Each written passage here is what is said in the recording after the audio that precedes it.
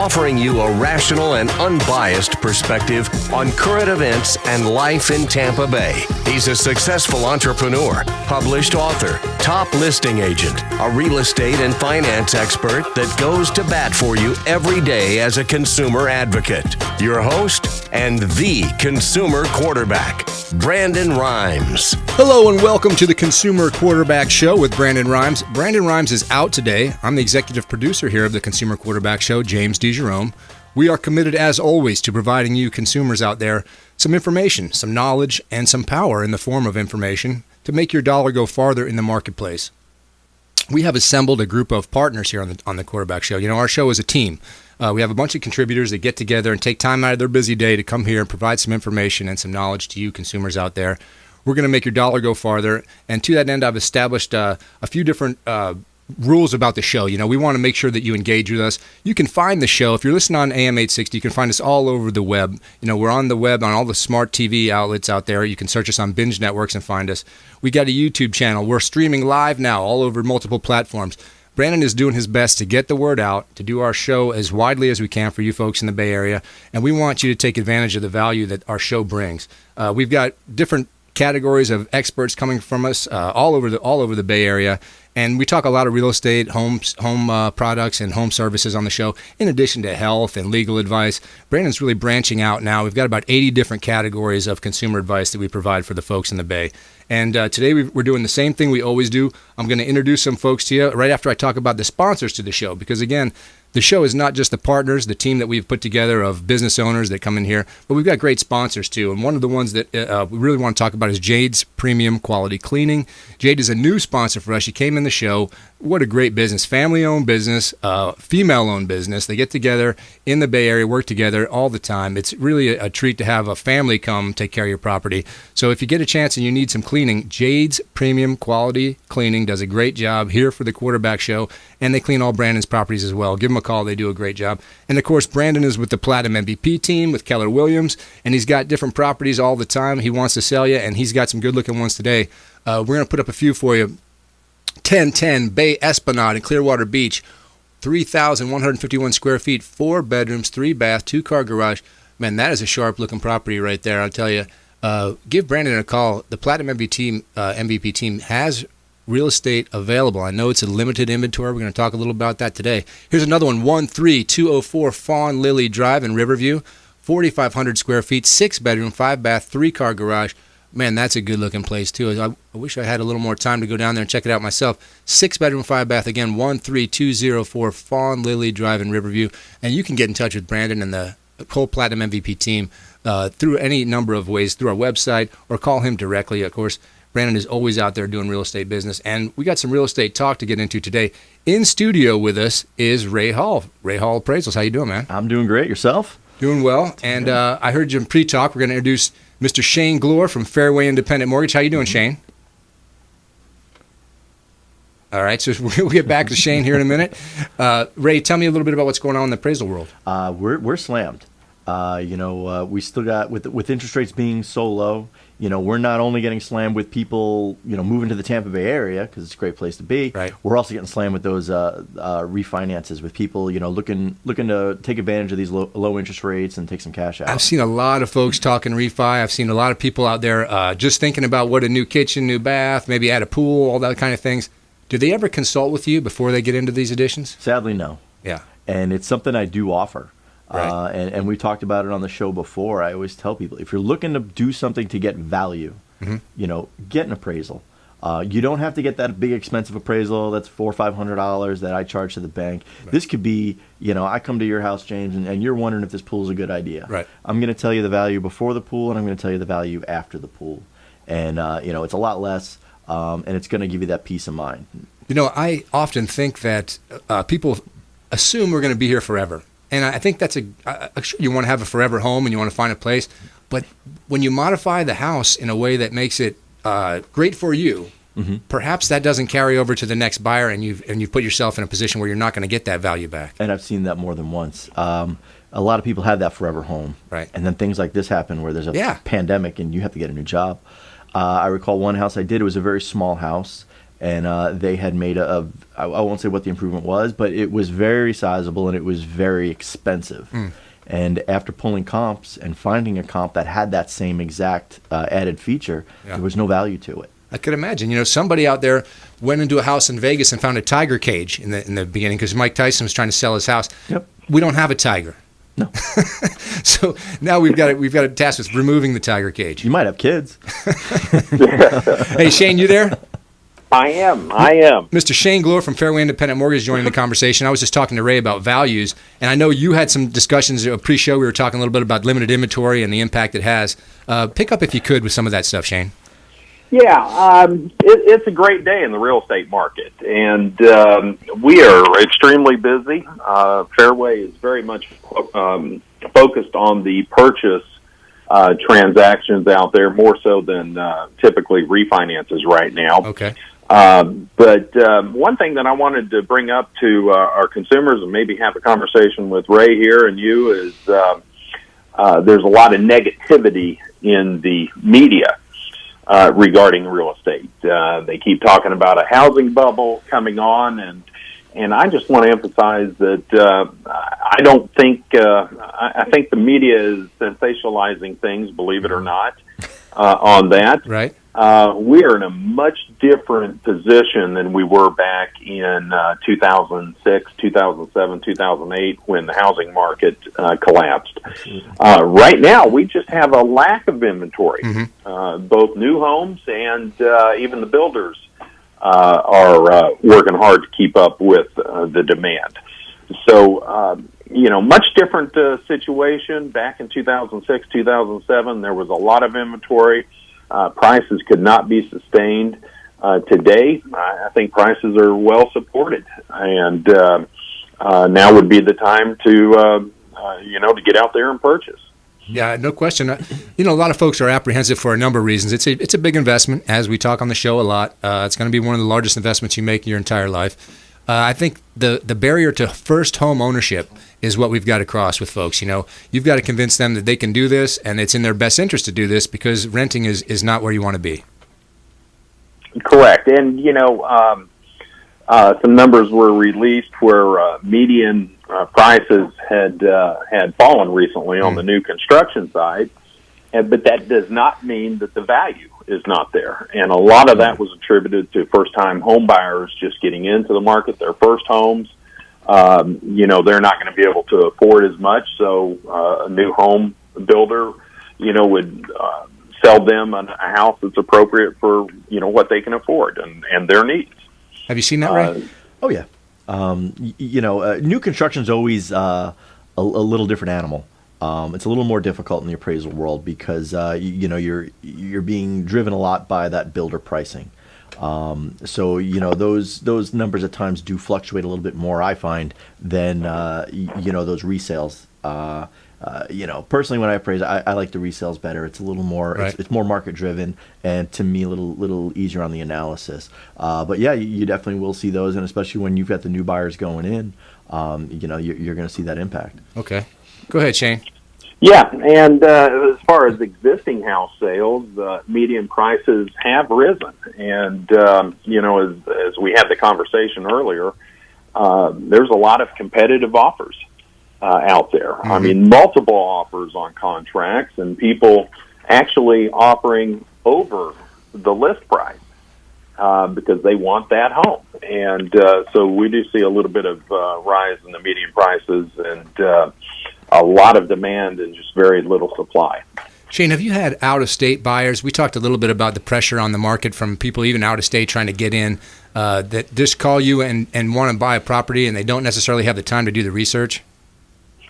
Yeah, we do see that. And a lot of times those would be investors or, right. Maybe somebody looking for a second home. And we're always very leery of that. As Ray pointed out, they might not be educated about the areas that they're buying in, which is a concern there. A lot of times those might be cash deals, so there won't be any financing involved. We would get more into financing for second homes, the people that would truly be down here the snowbirds coming Right. down. And they've come down for years, and they know a certain area, and they want to be in a certain area, and looking for that second home for 6 months out of the year. And those are the buyers that could really help drive up our value, possibly. Because as we were talking off air, my own brother thinks this one house is a great deal. Now, Right. if he sells a property up north for, say, $700,000, where that's kind of a reasonably priced house, comes down here, pays cash, you're not having that appraisal process in there. Mm-hmm. So, they may just get that high listing, pay that high price in cash, but that sale is going to be on the record, and it's going to be, it's going to be impacting going the value. forward, yeah. Exactly.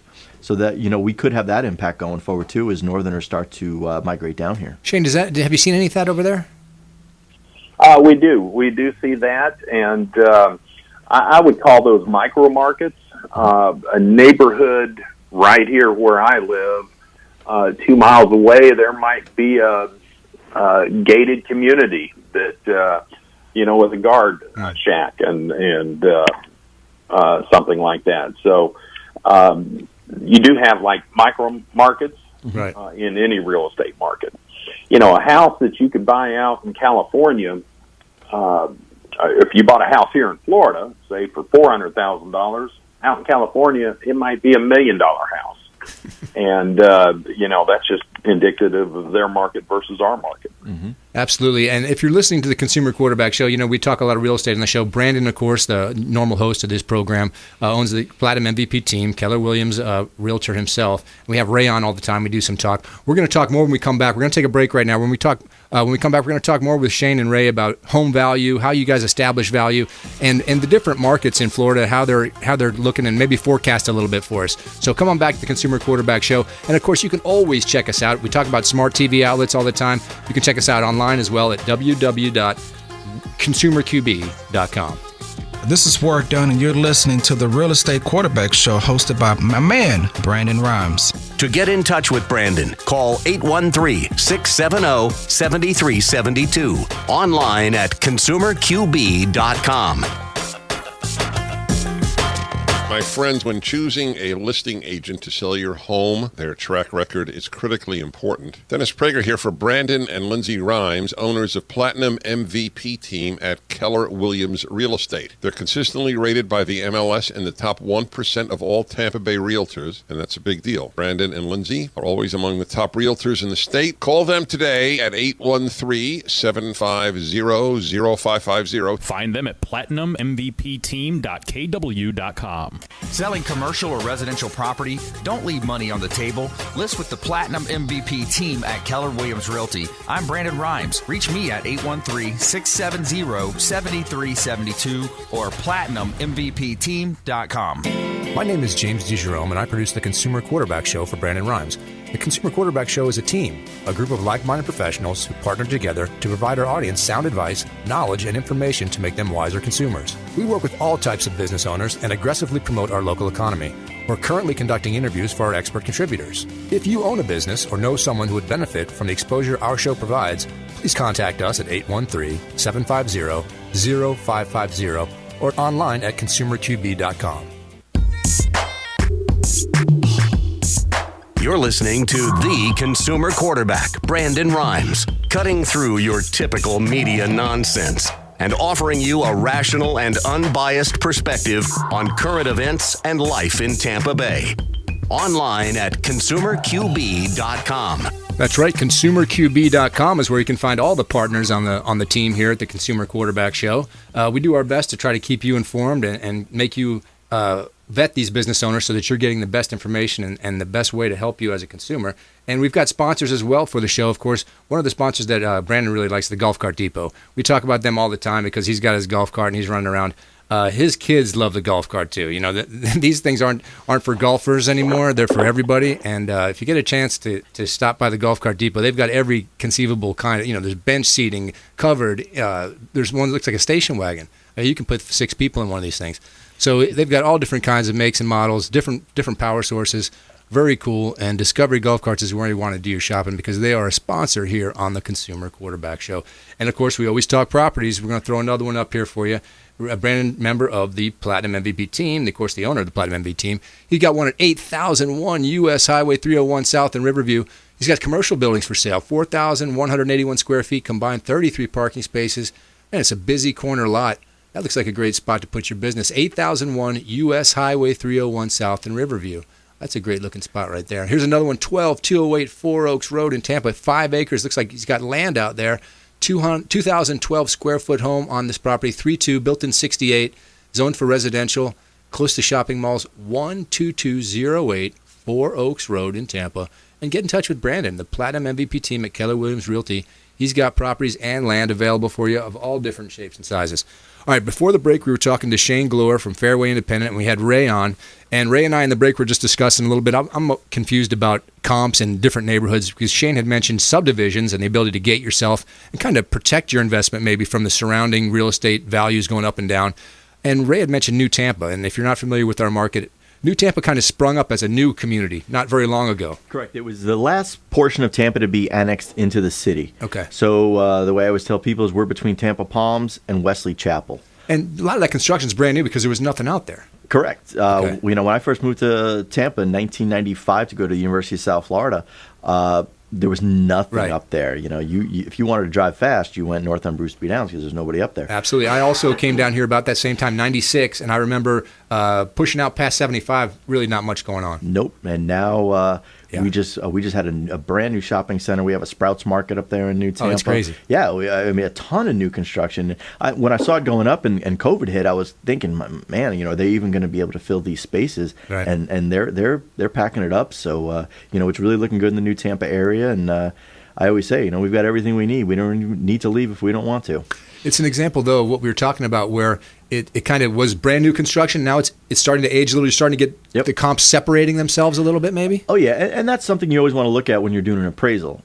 If I'm appraising new construction, if I have to put an older sale in there for a certain reason, maybe I'm trying to bracket a feature. Maybe my house has 4 bedrooms. My subject has, or not 4 bedrooms, 4-car garage. Okay. And the only thing that can show the marketability is an older construction. I'll have to put that in my report, but I have the option of putting more weight on a more similar sale that's newer construction because let's face it, that's a different marketability. Yeah. People who are buying old renovated bungalows in Seminole Heights are not the people buying brand new construction up in the Wesley Chapel, New Tampa area. Mm-hmm. It's a different market, different animal, and it's got to be analyzed differently. Hey, Shane, I'm not as familiar with your section of Florida, but tell me, do you guys also see an area, say it's a traditional neighborhood, and then someone comes in, builds a gated subdivision, and kind of affects the values in the general vicinity? We do see that quite a bit, and I'm located over in the Polk County area, Lakeland, Winter Haven area. And, of course, our northeast part of the county around Davenport, which is just a few minutes from Disney, it has exploded over the last 15 years. And you'll see different varying sizes or even types of subdivisions. And really, what we're looking for and what regarding market value is, is that property typical for that area or that neighborhood? Of course, in one neighborhood, it's going to be vastly different than another neighborhood just a few miles away or a different type house. Yeah, I imagine Florida very unique in that way. When I first moved down here, many gated subdivisions, not so many giant neighborhoods where you just had a grid system, avenues and streets. Mm-hmm. So you're kind of have these pockets of unique wealth or unique different comps in terms of the real estate values. Oh, yeah.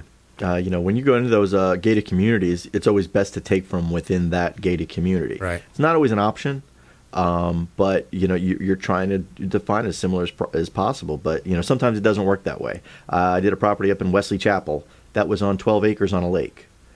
Not a whole lot of those comps around there. In fact, I got some question from the lender as to why I went out so far to get my comparables and had to explain to them this is an area of mostly gated communities and guarded communities. This is 12 acres out. Kind of in the country. You're in a unique spot. A very unique property. So, that does happen. So it's just a matter of knowing the area. and knowing kind of what the habits of the buyers are in the different areas. Because when you think of the Bay, we talked a little bit about not just Clearwater and St. Pete and Tampa, but within those communities having these separate little spots that are, Seminole Heights had this little rebirth thing over here in the Tampa area. We talked about New Tampa kind of aging, and then I live in the Temple Terrace area. It was an older community starting to now refresh itself with new construction and renovation. So the different pockets of the city start to age at different times, and values are going to change over time. Yep, it's called it's the life cycle of a neighborhood. Where have you seen besides New Tampa? Where's something new jumping up that you've seen in an area? The Fishhawk down there, maybe. Fishhawk still, out in those areas of Riverview. Yeah. Some of the areas are new construction again. One surprising one I'd seen over the past probably 5-6 years was Progress Village. A lot of new little communities down there, townhome communities, a lot of construction out in Polk County. Anywhere there's still large pockets of land for a developer to buy, you're going to see some of those new communities. Hey, Shane, as we're going to start to finish up the first half of the show, I wanted to get folks interested in getting pre-qualified. I know it's something Diane talks a lot about. Can you just talk a little bit about the importance of being ready to pull the trigger because of the timing on this thing? Oh, absolutely. One of the things that Diane always mentions, and we're going to get, I think we may have lost Shane there, is that the difference between pre-qualification and pre-approval. Are you back, Shane? Yeah, I'm here. I'm here. Yeah, with the lack of inventory, we've talked about that. Right. If someone waits to get pre-approved, not pre-qualified, but pre-approved, they run a high risk of losing out on making that offer. Because someone else, the contract's going to be accepted by somebody that has a bona fide pre-approval. What we recommend is go ahead, and we can do this for you at Fairway, is to get pre-approved. In other words, your loan has been through underwriting. The only thing that has not been added to that is the property. And that gives you the confidence. It actually gives you buying power. That when you do make that offer, you can show a pre-approval letter that you've actually been through underwriting. You're good to go for that purchase price. It's really money in your pocket. And I'm working on several pre-approvals right now because people don't want to miss out on their ideal dream home, because they don't have that in their pocket. They don't have that pre-approval, and they don't want to have to wait to go through that process. That's right. You don't want to miss that opportunity. You definitely get out there, get that pre-approval. It's good for 90 days before we have to update some documents, but we'd have to do that anyway. But it just gives the confidence to that consumer and also to the home seller that they have a contract that's not going to fall through because the buyer is not qualified for that. And Ray, as far as folks getting ready to sell, when they want to figure out what they really can ask for, do they ever get in touch with you and say, hey, what's going on in my neighborhood? What do you think I should ask? Once in a while. I'll help out, especially when it's more of a tricky property. Maybe it's not the standard cookie cutter home in a tract development. But when they have a more unique home, a lot of times I'll help listing agents. Brandon and I have even conversed on properties that he was listing. To try to, because even you want to get a fair amount of money for the house, but you also don't want it to sit on the market for months. Time is a factor. Right. If it I found when it stays on the market, that's when people start trying to lowball you. That's when people don't want to pay your asking price because they feel there's something wrong with the house, and that's why it's been sitting on the market. Yeah. So you don't want to over list because you don't want to run into those problems. Makes perfect sense. All right, Shane. Thanks so much for joining us today. We're wrapping up the segment here. How can folks get in touch with you? My phone number, my cell phone, please call me on my cell phone. That number is 863-602-6102. And I've done loans all over Florida, so I can certainly help people out. That's Mr. Shane Glor, Fairway Independent Mortgage, Ray Hall Appraisals. Ray, what's the best way to get in touch with you? You can call my office, 813-452-5369, or check me out at rayhallappraisals.com. Thanks so much, guys. We're coming into a break. Don't forget, we're coming right back. We got attorney Richard Alexander right here in our Salem Media Group studios. More good stuff with the Consumer Quarterback Show. This is Chris Voss, former FBI lead hostage negotiator and owner of the Black Swan Group, and you're listening to Consumer Quarterback Show hosted by my friend Brandon Rhymes. To get in touch with Brandon, call 813-670-7372. Online at consumerqb.com.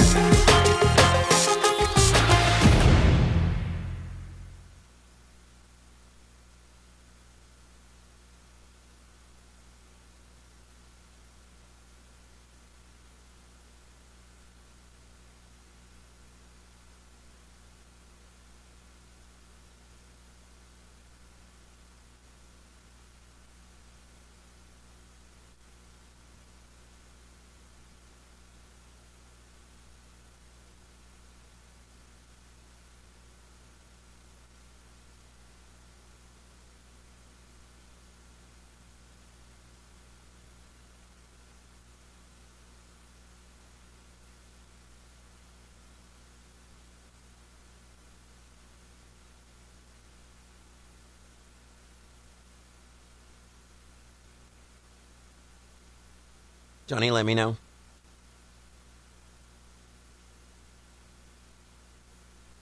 You're good, Johnny? All right, stand by, please. 5, 4, 3, 2, 1.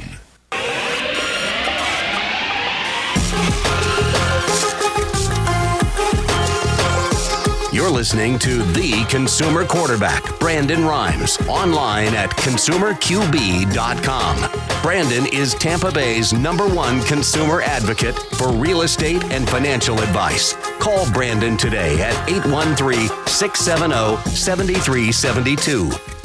That's right. Brandon Rhymes and the Consumer Quarterback Show is there for you when you need to make a consumer decision in the marketplace. That's what we're trying to do here, is provide some information that makes your dollar go farther. We've brought some partners on the show for you. We had Mr. Ray Hall from Ray Hall Appraisals and Shane Glor from Fairway Independent Mortgage on in the first half of the show. We're going to bring Richard Alexander on the second half of the show. Richard always brings great stuff when he comes on. Before we do that, I want to tell you about the Bilmar Beach Resort, because a lot of folks don't even realize what a great treasure we have right on the beach right here in the Tampa Bay area. The Bilmar Beach Resort is unlike a typical hotel. You know, you've been to a Hilton or a Radisson or whatever. They're all pretty much the same. The Bilmar Beach Resort is not that at all. It's a very unique property. It's got a lot of charm and character. And about 80% of the rooms all face the water. Clyde does his best to keep that entertainment flowing down there. They've got a great restaurant and bar set up. I mean, that's the unique property you want to visit. So the Bilmar Beach Resort with Clyde Smith, he's our guy. Call him directly if you want to book an event over there, a staycation, if you will. It's a great spot to spend the weekend at the Bilmar Beach Resort. You want to do that for sure. And, of course, Brandon Rhymes with Platinum MVP Realty, and the Keller Williams team has got properties for you. We got a property we're going to throw up, I think. Johnny's going to put one up, 6128 Oak Ridge Avenue in Newport Richey. Look at this, 1 full acre, 4,000 square feet, 4-bedroom, 4-bath, right on the waterfront and bay access. Man, that's a good-looking property right there.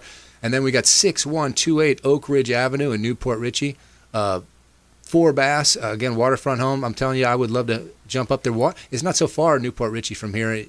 You'd be surprised how fast you can get up and down. And, of course, we talked about 12208 4 Oaks Road, 5 acres of property out there, 2,000 square foot home on it. It's a 3-2, it's built in 68. It's a prime development opportunity real close to the malls up there. So 12208 4 Oaks Road in Tampa, 5 acres.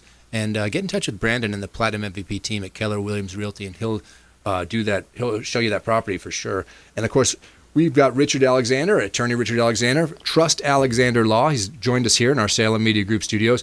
And Richard always brings some great information about different cases going on in the Bay Area. What have you seen lately going on in the court system, Richard? Hi, Mr. James. How are you? Good. My voice is a little hoarse. That's because I was screaming my lungs out at the Lightning game last night. Man, how about that one? When Stammer scored his goal after being out for 7 months, right. I just lost it, man. Yeah, that was a feel good start for that game. Absolutely. Yeah. Do you remember Robert Dubois? Now, I do remember this story just because he did an amazing amount of time. 37 years. 37 years he was incarcerated. Right. He was 19 when he went in. So, I mean, you know, it's an insane amount of time he did. Obviously, the Hillsborough County State Attorney's Office and the Innocence Project, you know, they got together and determined that he was, you know, not the person that committed the crime. This was obviously a 1983 rape and murder of Barbara Grams. And she was 19. I mean, she was literally a kid. And he was convicted based on pretty much two things. And they've both been discredited since then. I mean, it's phenomenal. It really is like a Hollywood story. But the bite mark evidence, I don't know if you recall that, and the other one was a jailhouse informant that testified. He was given a pretty sweet deal, and he testified at the trial. Now, I've seen forensic evidence disputed and looked at. You've had you present your doctor presents a certain way, and they have a scientist or a doctor who will say that this is within the realm of possibility. Always. The idea that we're so reliant on DNA, or we feel so confident now that we have evidence that we know this is. I could imagine back then saying that's his bite mark, and the jury has to make it. It's a tough spot for everybody. No, it is, and that's a very good point. That there are no winners, quote unquote, in that particular case. But yeah, this was a relatively new type of procedure. And if I tell you now what they did, you'd say in 2020, well, that's ridiculous. But they put beeswax over the victim's face to get a dental impression. And then, I'm not kidding. And then there was an orthodontist that was able to testify based on the bite mark. Yes, within a reasonable degree of medical certainty. It's, yeah, I know. It's insane. Wow.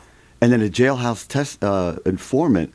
And what I thought was incredible was the elected Hillsborough state attorney said there wasn't a shred of evidence that Dubois committed this crime. And I thought I had the same look you just did. I said, what do you mean there wasn't a shred of evidence? Right. And I mean, it's phenomenal that this man spent close to 4 decades in state prison based on not a shred of evidence. Now, one of the groups you mentioned in the beginning that came to his defense or aided in his defense, yes. What did you call them? The Innocence Project. Innocence Project. Explain a little bit about that. Well, that's exactly what they are. They are a not-for-profit that actually looks at cases where someone might have been wrongfully convicted and see if they can do something to either get them released or completely exonerated. And, they're doing incredible work. I mean, they are getting some fantastic results. Dubois was the latest example of that. But, they have experts from all over the country, that want to volunteer their services to right some wrongs. Talk about wrongs. 37 years he's incarcerated, the whole time knowing he didn't do that, and your only recourse is to tell, hey, what can I do? I need some scientific research. I need some evidence. I need some way to prove myself here. In a kind of a backward situation, I've got to prove that's not me who did this. Yeah, that's true, and the defense has no burden in a criminal case. But do you recall the first case, and it happened here in Florida, that really brought bite mark evidence into the foreground? It wasn't Tiffany Sessions? No, I can't remember. I don't remember. It happened here in Florida. Ted Bundy. That was the first case. I don't recall the specifics of his case. Of course, I, as a young videographer working for ABC, covered Danny Harold Rolling. Another one. Who peaked his entire thing based on Bundy and what Bundy had done, kind of studied him. Really bizarre stuff, but tell me about this one. Well, it was the same thing. It would, Ted Bundy had a very unusual bite. His teeth were a little bit crooked, and he bit some of the victims up at Florida State. Remember, there was a sorority up there. And it was something he did. And they were able to get impressions from the victims, and they were able to create a cast from that, compared it against Bundy's teeth, and said, yes, to a reasonable degree of medical certainty, that's you. Richard, when did we start to see DNA as the as the way to make sure that this is definitely a guy who did this? We found his DNA at the scene, or his DNA. When were we confident that DNA testing was legitimate and accepted? I think that's an excellent question. I think that's more of a 21st century phenomenon, because we've always done is just held the evidence. Right. That's exactly what happened in this case. We didn't have the means to test back in '83, so they just held it, and then it was quote unquote discovered, and that's what Then they ruled him out unequivocally.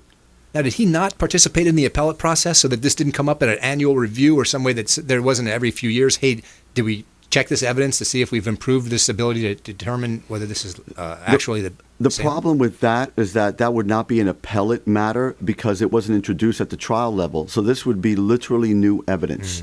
And the reason, that's how you open up some of these cases, is that, listen, now we can actually test for something that was not available back then. And that the trial court has to, this has to be litigated at trial not at appellate level. It just seems that 37 years, Yeah, it's Richard, my insane. goodness, that's a long time not to have been able to prove your innocence or figure out a way to get yourself back in court. He said, I read some of his quotes. He said he's never been to Walmart, never been to Home Depot, never used a computer, and has never used a cell phone. All right, folks, think of everything that in the world that has changed in the last 37 years, and you're just sitting in a box waiting to get out there. I can't imagine, my goodness. Now, how does the restitution process begin? What do we do here, Richard? Wow, right on cue, because the Innocence Project said he is not entitled to compensation because he has a prior conviction when he was a juvenile. Now, so a juvenile conviction eliminates your ability to seek compensation, evidently, based on something that happened after. Regardless of the duration of incarceration? I didn't look into it. I just read the quote from the Innocence Project attorney that said that. Mm-hmm. Now, of course, they've researched it. I mean, that's what they do. It's what they do. Right. Correct. I couldn't imagine doing 37 years as an innocent man and then coming out and saying I'm not entitled to any compensation for that. I say this to my wife all the time. Sometimes I have to go see clients in jail, right, because that's their temporary address. Right. And knowing that I can leave whenever I want, I still don't like it. Yeah. And I can leave whenever I want, right? I'm there voluntarily, and when I hear the doors close behind me, or the smells, the noise, all that, and I'm thinking, oh my God. Yeah. Guys, he's not lying. If you have not taken a good look at the penitentiary system, as a young videographer, I was sent to cover some Danny Harold Rawlings cases and then his subsequent execution at state prison in Rayford there, and it is very scary scene. It definitely left an imprint on me, something I'll never forget in terms of just the prison itself and the whole way that the attitude, the atmosphere in there. I couldn't imagine 37 years is such a span of time that it boggles the mind to think that you're waiting. You want to hear some more horrific numbers? Of the wrongfully convicted cases, 33 of them had bite mark evidence. So the same technology that was used? Correct. Wow. And here is something else. Ready? I had to write this down because I don't want to misquote. Of the 375 DNA exonerated cases, 17% of them were jailhouse informants. Now, you've seen, of course, I always talk about Law and Order like I know what I'm talking about, but how many times have you seen in a television or movie, something like that, where they attack the jailhouse informant and try to get right to his credibility? Obviously, Absolutely. He's motivated to say whatever he's going to say. Right. And it creates such a slippery slope. It does, because, always, why are you doing this? What's your motivation, which you just touched on. Right. And in the case with Dubois, the guy that eventually turned on him, he was given a sweetheart deal for some pretty serious forcible felonies. I'm sure the state wanted to close that case, and they were putting pressure on. I mean, it just seems like some factors, in terms to informants, you got to be careful. And here's the other thing, the side little issue is that if they were jailhouse informants, that means they testified. So that means there were jurors that heard that testimony and found it credible. And that is our system of jurisprudence. Right? So, I don't know what the answer is to this, because the state's allowed to introduce a jailhouse informant, as a witness. If you were going to cross-examine that person, the first thing you do, are you allowed to bring up their situation in terms of actual detail as to what they're getting? If you didn't, it'd be malpractice. Yeah, I couldn't imagine that you would sit there and say, hey, his sentence is being reduced by X amount of years based on him being able to talk here. It's a lot like the medical professionals that bring in a doctor who testifies to a particular condition that may or may not be legitimate. Right, yeah. No, I mean, if you're a defense attorney, you have to get into that. You have to get into the motivation and why someone's testifying. And ultimately, your argument to the jury is you can't believe him because he's X. Right. Right. Wow, what a great story. All right, when we come back, we're going to talk more about this, of course, with attorney Richard Alexander, Trust Alexander Law. He always comes in here with some great stuff. And I got a feel-good story for you that's really going to make your day. So come on back. It's the Consumer Quarterback Show, consumerqb.com. Hey, this is Grant Cardone, and you're listening to Consumer Quarterback Show, hosted by my friend Brandon Rhymes. Do not touch that dial. I'll come right through the radio and grab your throat. To get in touch with Brandon, call 813-670-7372. Online at consumerqb.com.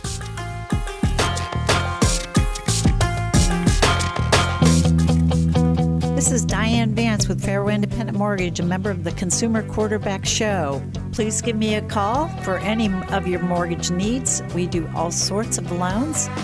If you would like information on a mortgage, you can text me or call me at 727-647-8199. I will take care of all your mortgage needs. Go to my website at dianevance.com. Ian Beckles here with my man Brandon Rhymes, a.k.a. the real estate quarterback. Brandon, what's happening with the market? Thanks, Ian. We are in a low inventory market, so any of our listeners are homeowners and would like a free comparable market analysis or a 2.5% listing, we will honor this for the first 3 listeners who call or text in 813-773-1253. Free CMA and a 2.5% real estate listing at 813-773-1253. Check out consumerqb.com.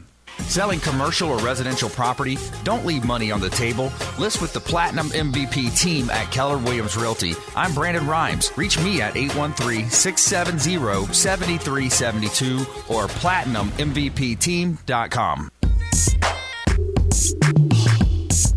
You're listening to the consumer quarterback, Brandon Rhymes, cutting through your typical media nonsense and offering you a rational and unbiased perspective on current events and life in Tampa Bay. Online at consumerqb.com. That's right. We're online at consumerqb.com. You can find all the partners and all our sponsors for the Consumer Quarterback Show there. Brandon does a great job with vetting these folks and making sure that they're providing you great information and empowering you as a consumer, making your dollar go a little bit farther. And one of the sponsors for the show here is Brothers Easy Moving. You know, Brothers Easy Moving helped Brandon move himself, so he found out what kind of a business they do. These folks, I went over there, they're moving furniture at night. You know, it got dark. He has much more furniture than I thought he did. So it gets 8 o'clock at night. These poor guys are moving stuff in and out of the house. I thought, man, these guys are great. They stuck with it, and now they have a relationship where when Brandon's doing a real estate deal, he calls in the moving team. They come right in and help the residents of the house. So really turned into a kind of a cool symbiotic relationship between Brothers Easy Moving and Brandon and our show here. So if you need anything moves, local or long distance, Brothers Easy Moving is the way to go. And again, we always talk real estate on the show. Brandon is with Platinum MVP Team and Keller Williams. We got another property we're going to throw up here. This one is 6417 Yvette Drive in Hudson, 1931 square feet, 2 bedrooms, 2 bath, deep saltwater canal, Gulf access. So if you're a fisherman, that's the one for you. 6417 Yvette Drive in Hudson. Of course, any of these properties you hear us pitch on the show, get in touch with Brandon and the Platinum MVP Team at Keller Williams. Now, before the break, we were talking a little bit to Richard about a great story he has. One of the things we do here on the Consumer Quarterback Show is the feel-good story. We want to make sure that you have some positivity in your day. And to that end, I've got a story here about an electrician that went to help a lady out and had a really great experience during it. So this story is out of Woburn, Massachusetts. We got an electrician in Woburn, Massachusetts who was called upon to fix an elderly woman's ceiling light. And now he's raised more than $100,000 for much-needed repairs to her entire home. What happened was Gloria Scott, a 72-year-old woman in Massachusetts, called John Kinney to fix a ceiling light. He soon discovered that the broken light was the least of her problems. He said, "Last week I met a nice old woman that lives all alone in Woburn. She has no internet or cell phone. Sparks started shooting out of her light fixture, so a neighbor gave her my number, and she called. Half her lights were out. She had no stove. Refrigerator was plugged into an extension cord. I fixed her immediate electrical hazards and got her lights and air conditioning going. When the lights came on, I realized the ceilings were falling apart. Her sink was broken. So I returned the next day," Kinney says, "and started working for free." He started a Facebook page called Nice Old Lady Needs Help and called upon other tradespeople to join him. So far, Kinney has raised more than $100,000 to pay for materials. Over 2,000 people have donated to the cause. And she says, Gloria, of course, the homeowner, "I can't even comprehend the gratitude that I have," she says. And Kinney, the gentleman who started the whole thing, is equally speechless. It's just, there are no words for it. You know, he launched a Facebook group called Gloria's Gladiators, consisting of professional tradesmen and volunteers that can be called upon to help out an elderly person in need. And he'd like to see Gloria's Gladiators go all the way across the country. And that's what we're talking about here, doing a random act of kindness, stepping forward, paying it forward, doing something first, and making yourself feel better. I mean, this situation is going to be positive for everybody. He feels better about it. She's getting some help. And there's plenty of folks out there who need your help. So don't be afraid to volunteer. Be first to do that. All right, going into the break, we had this great story with Richard Alexander about a gentleman. He was incarcerated for 37 years. Turns out the bite evidence that put him in prison was then invalidated. Correct. He had the help of a group that realized he had potential to be, that he was wronged. But can you imagine other folks that perhaps in the penal system, in the same situation? We're seeing more and more evidence lately. Of course, Brandon talks about Captain Will Smith. He's a guest on the program. I know that, yeah. Had a similar issue where he found a judge was taking bribes and had them removed from the bench, was affecting his case. If you have a relative or someone out there who needs help, Is there a way to get in touch with the project, or do they get in touch with you? Yeah, they're local. Okay. You could look them up. They have a pretty extensive website. I went on there and looked up a little bit, and they talk about all the success stories and cases they have pending. The thing about Mr. Dubois is that he was not on death row, and they've actually helped the last count 21 exonerate 21 people on death row. Now, Richard, he wasn't on death row because he didn't get murder one, or there wasn't a death penalty at the time, or what? I think he was originally sentenced, but then it was commuted to a life sentence. Okay. So yeah. Do you think that was based on the strength of the evidence? Of course, we don't know exactly. Yeah, we don't know, and that's probably accurate. It's probably the way it is. Certainly the appellate court would take a look at it. Wow. But he was not one of those people that was sentenced to death. In the end, and you got to think about the people that have been sitting there on death row, and it's incredible. Examples, which I know Florida, of course, we have the death penalty. Correct. Have you seen cases play out like this? Because it's been my experience. Of course, we talked a little bit about Bundy and Rolling. Right. That process takes forever to get from the conviction to the actual sentence carried out. It does, and the reason they do that is because the stakes are so high, Sure. obviously, in the appellate process, and you're not the only one. It's an automatic appeal to the Florida Supreme Court whenever the death sentence is handed down. Recently we made a very significant change to the death penalty, and that is because when someone's convicted of, and the death penalty is a possibility, you have to go through another process where the jury has to recommend the death penalty. Remember, before it was never a unanimous decision. Now it has to be a unanimous decision. Is that in the sentencing phase or during the trial? It is now. No, it would be. It's called a bifurcated process. So you have the trial, and then not guilty or guilty, and then you go through a second phase, which is the sentencing phase if it's a death penalty case. Okay. And then it has to be unanimous. Before it could be, that the judge would ultimately make decision, but take the jury's considerations. Had to be strongly considered. Now it has to be unanimous. Now, I don't know this to be the case. It's probably something I heard on Law and Order or some movie I saw. Is it true that most legal law school or whatever tries to instill the principle that we'd rather have 100 guilty men go free than one innocent man in prison? Well, you're talking about our founding fathers. Yeah, and that's one of the reasons why John Adams, he was our second president. George Washington's vice president, and that's why he defended the British troops that fired on the Bostonians. Explain. Well, he was a Bostonian lawyer, and he said that everybody's entitled to a defense. Right. He was the attorney that represented the British troops that fired on his neighbors.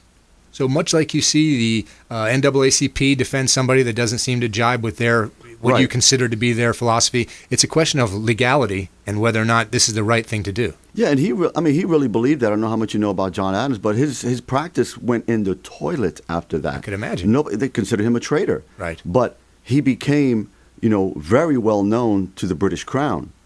But that was his philosophy. It's like everyone's entitled to a jury or a representation, and he's defending them in front of people that want to kill him, and they're his neighbors. Right. And it's incredible. And he did a hell of a job, by the way. So you can see the strain and stresses the court system has to go through, and the steps you mentioned earlier in terms of a death penalty case that are there to make sure that these processes are carried out correctly and that these errors don't happen. And yet still, there was a possibility that some innocent person could have gone through this whole process and been convicted. Right. So, not in the federal level. The federal level is, remember, Timothy McVeigh was executed within years of the conviction. We're talking like not very long and thereafter. But yeah, in the state level, it's a different animal.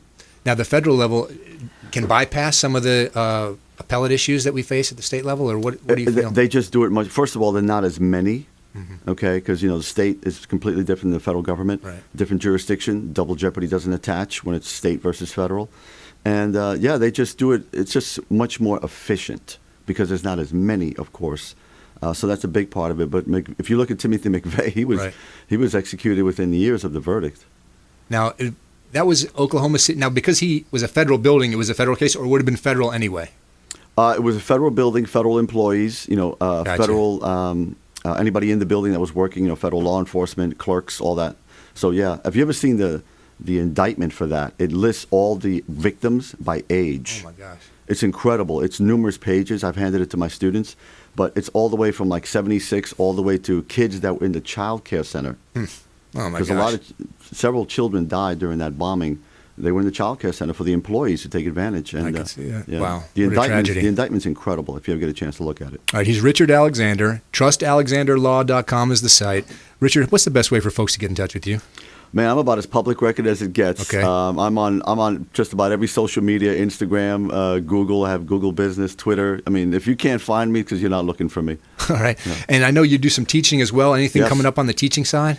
No, we're going back to campus on Monday. Great. This Monday. So, yeah, we're going to have...